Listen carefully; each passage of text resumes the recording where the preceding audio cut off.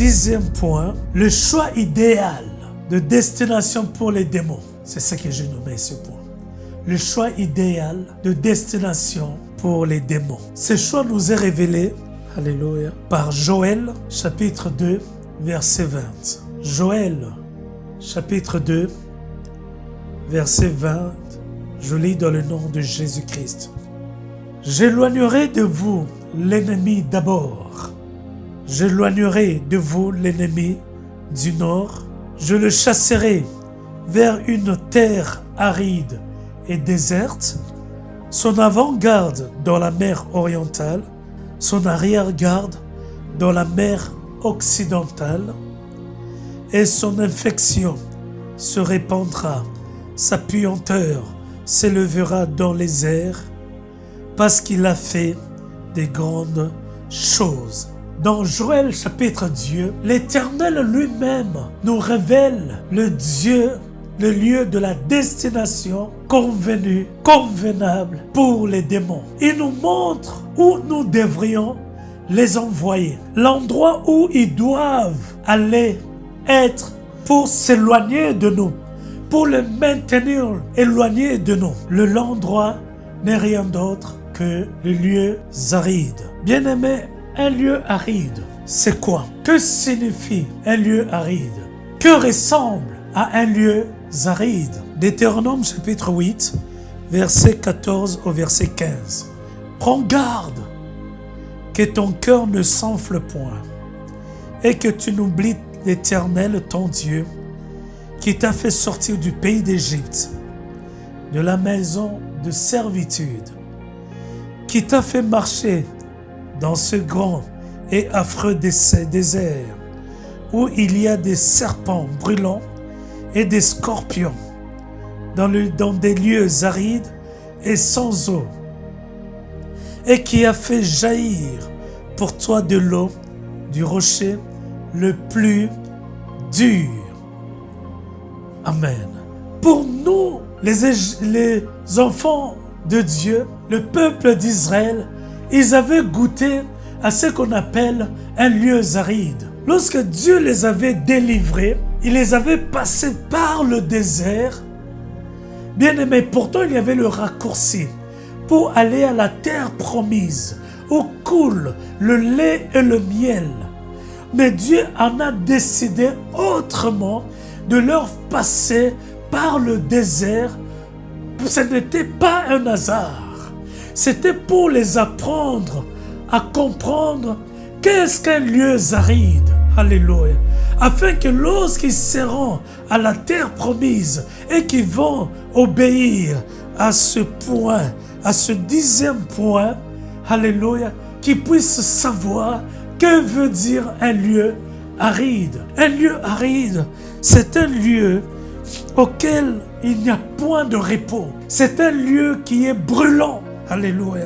C'est un lieu où il y a des serpents et des scorpions. Alléluia. C'est un lieu qui est sans eau. Alléluia. Kuraba Santa Meni Gloria. C'est brûlant. Si tu as soif, tu n'auras pas d'eau. Là, il y a encore des serpents et des scorpions.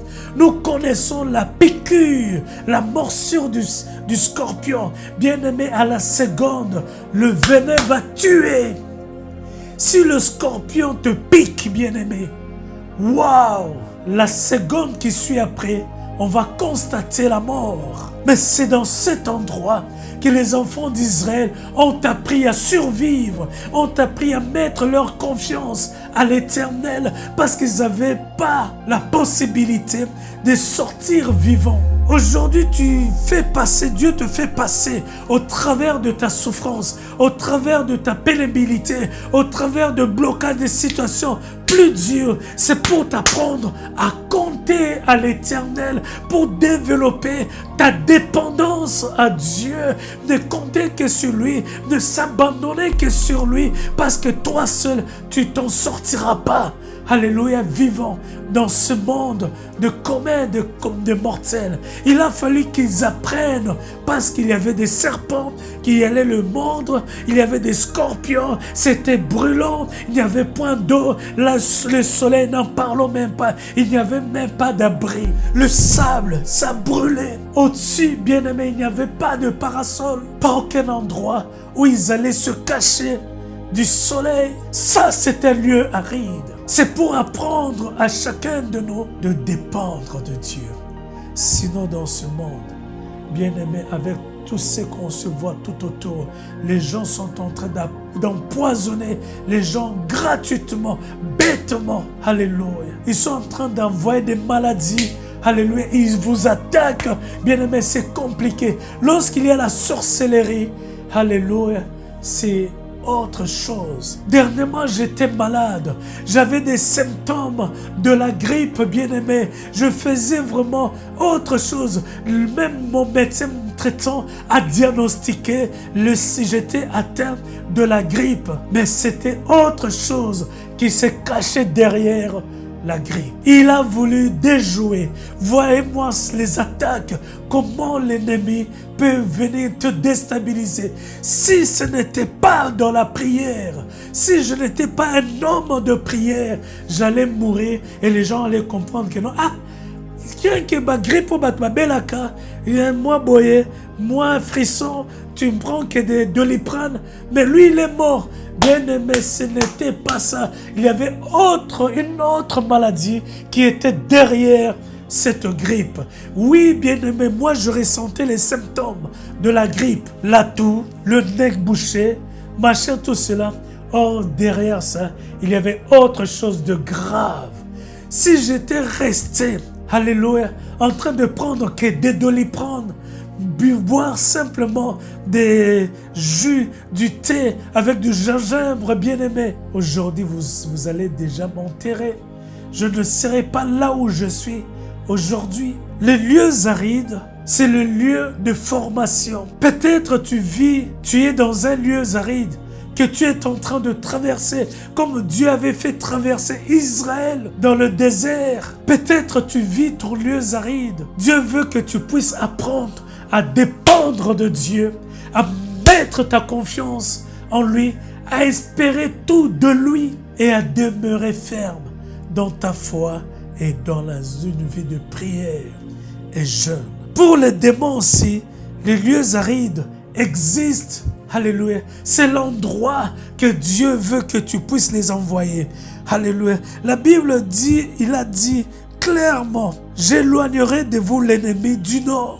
Je le chasserai vers une terre aride et déserte. Lorsque tu chasses un esprit impur, tu dois lui donner avec toute sa bande la destination du lieu aride. Là aussi, la Bible dit, lorsqu'il s'en va dans le lieu aride, ne trouva pas du repos, il s'est dit en lui-même, je retournerai. Dans le lieu aride, là où tu lui as dit d'aller, il y a ce lieu aride qui sont spécifiquement réservés pour que nous puissions envoyer les démons à cet endroit. Bien-aimé, cet endroit, je ne sais pas vous le dire parce que je ne l'ai jamais vu, mais je crois simplement à ce que Dieu me dit. Et je ne fais que suivre ses instructions, ses ordonnances. Comme lui-même a dit, alléluia, j'éloignerai de vous l'ennemi pour les envoyer, alléluia, vers une terre aride. Ça se situe où? C'est dans quel continent? Ghana yon a habité. Nous faisons seulement confiance en Dieu que ce lieu aride où il souhaite que nous puissions envoyer les esprits impurs, les démons, les sorciers, là-bas, alléluia, on ne fait que obéir. Mais j'aimerais tirer l'attention à un point donné. J'ai déjà entendu les gens dans leur prière envoyer les démons dans un autre lieu qu'on appelle les abîmes du ténèbre. Est-ce que cela est permis? J'ai fait des recherches, j'ai compris que non, une abîme, c'est un trou, c'est un puits, alléluia.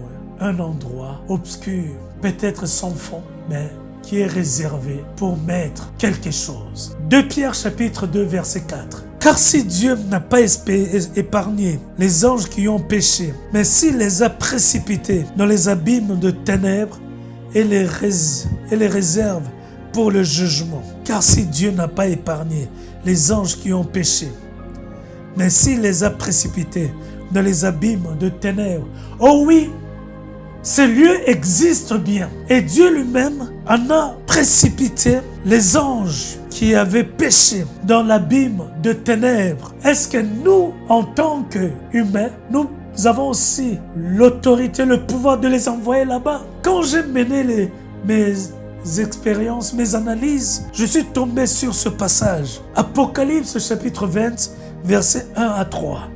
Puis je vis descendre du ciel un ange qui avait la clé de l'abîme et une grande chaîne dans sa main. Il saisit le grand dragon, le serpent ancien, qui est le diable et Satan, et il le lia pour 1000 ans.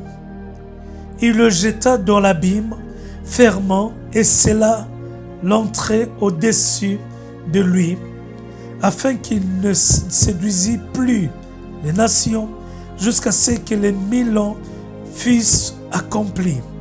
Après cela, il faut qu'il soit délié pour un peu de temps. Amen. À ce niveau de choses, j'ai vite compris, il y en a de ceux-là qui ont la possibilité et la capacité d'envoyer des gens, des esprits ou bien le diable dans cet endroit. D'après mes analyses, j'ai compris qu'il n'y a que Dieu et l'ange en question, cet ange qui a été désigné, en qui on avait remis la clé de l'abîme de ténèbres. Amen. Il n'y a que elle et Dieu, il n'y a que cet ange et Dieu qui ont cette capacité et cette autorité, ce privilège d'envoyer les esprits impurs et Satan dans ce lieu qui est l'abîme de ténèbres. Pour Satan, ça serait lorsque le Christ reviendra, lorsque l'âge d'or sera sonné, qu'on appelle le millénium. Lorsque Jésus-Christ reviendra, c'est à ce moment-là que Satan, l'âge d'or, va commencer. Et ça va prendre 1000 ans auxquels Satan sera lié, jeté dans l'abîme de ténèbres et on va sceller le trou. Il y restera pendant 1000 ans et il y aura 1000 ans de règne de Jésus-Christ avec les chrétiens qui auraient ressuscité. Il faudrait que je donne cet enseignement sur le millénium, l'âge d'or. C'est très important. Si vous avez reçu cet enseignement, votre foi va augmenter et vous allez garder votre salut précieusement. Bien-aimés, les biens matériels, le monde auquel nous voyons, ce monde passera avec tout ce qu'il y a dedans. C'est pour cela qu'on dit que dans les richesses de ce monde n'est que vanité. Lorsque vous allez recevoir cet enseignement sur le millénium, l'âge d'or, vous allez être dans la précipitation de demander que Christ raccourcisse son temps pour qu'il revienne. Alléluia. Pour désirer vivre le millénium avec lui. C'est là que les chrétiens vont régner pendant 1000 ans. Bien-aimé, régner pendant 1000 ans. Tokotambola na machunda nyonso. Comme fait tonton Feli et maman Fanny, sa servante Yvette. Oui, bien-aimé, donda na yo. Parce que c'est lui qui règne dans ce monde. C'est ton Dieu. Et en qui la richesse lui appartient. Tu dois estimer heureux et heureuse, bien-aimé. Parce que notre Dieu, c'est notre Seigneur. Il a reçu la souveraineté de t'accorder, de te bénir de toutes sortes de bénédictions. Tu n'es pas pauvre. Dis avec moi, je ne suis pas pauvre et je ne mourrai pas pauvre. Au nom puissant de Jésus-Christ, mets ta main sur ta poitrine. Je vais prophétiser pour toi. Seigneur Dieu de gloire, merci pour cette grâce, parce que lorsque tu reviendras, nous régnerons pendant 1000 ans, le millénium, l'âge d'or, Seigneur Dieu de gloire. Mais cela commence de notre vivant. Que ma soeur qui croise en toi, qui a mis sa confiance en toi, que mon frère qui reconnaît maintenant que c'est toi, le Dieu Tout-Puissant, que c'est toi qui reviendra dans toute ta gloire, que maintenant la richesse qui est en toi descende maintenant dans la vie de ma sœur, dans la vie de mon frère. Je prophétise maintenant qu'il soit riche, qu'elle soit riche, qu'elle vive dans l'abondance dans le nom de Jésus. Que ton assemblée vive dans la prospérité, que tout prospère dans la vie de mon frère, dans la vie de ma sœur, et cela au nom puissant de Jésus-Christ de Nazareth, qu'il ne soit pas la queue, mais qu'il soit la tête au nom puissant de Jésus-Christ. Merci éternel pour cette prophétie. Merci mon Dieu pour ta parole. Merci éternel pour ta promesse, car tu souhaites que nous prospérions à tous égards. Merci papa, car la Bible dit, vous m'invoquerez, vous partirez, vous me prierez, je vous exaucerai. Merci parce que tu m'as toujours exaucé, éternel, Dieu mon roi. Toi qui as envoyé Jésus-Christ, en qui moi, Pierre, j'ai mis ma confiance et je sers de toutes mes forces et j'ai abandonné, sacrifié mon enfance, ma jeunesse pour te louer et te servir. C'est en ton nom que j'ai ainsi prié pour mon frère, pour ma sœur, au nom de Jésus. Merci pour la prospérité qui descend maintenant sur sa vie. Merci pour toutes sortes de richesses que tu fais, tu lui accordes maintenant. Oh, je te bénis parce qu'il vivra dans l'abondance, dans le nom puissant de Jésus-Christ. Gloire, honneur, puissance, majesté. Dans le nom de Jésus, j'ai ainsi prié et je dis Amen. Amen. Bien-aimés, pour aujourd'hui, nous allons nous arrêter au 10e point. Il va nous rester 2 grands points. Je l'ai réservé pour toute une seule séance parce que là, c'est là qu'il le remet son poignard. Le dimanche prochain, nous allons avoir la révélation de ces 2 points à ne pas manquer. Que Dieu vous bénisse.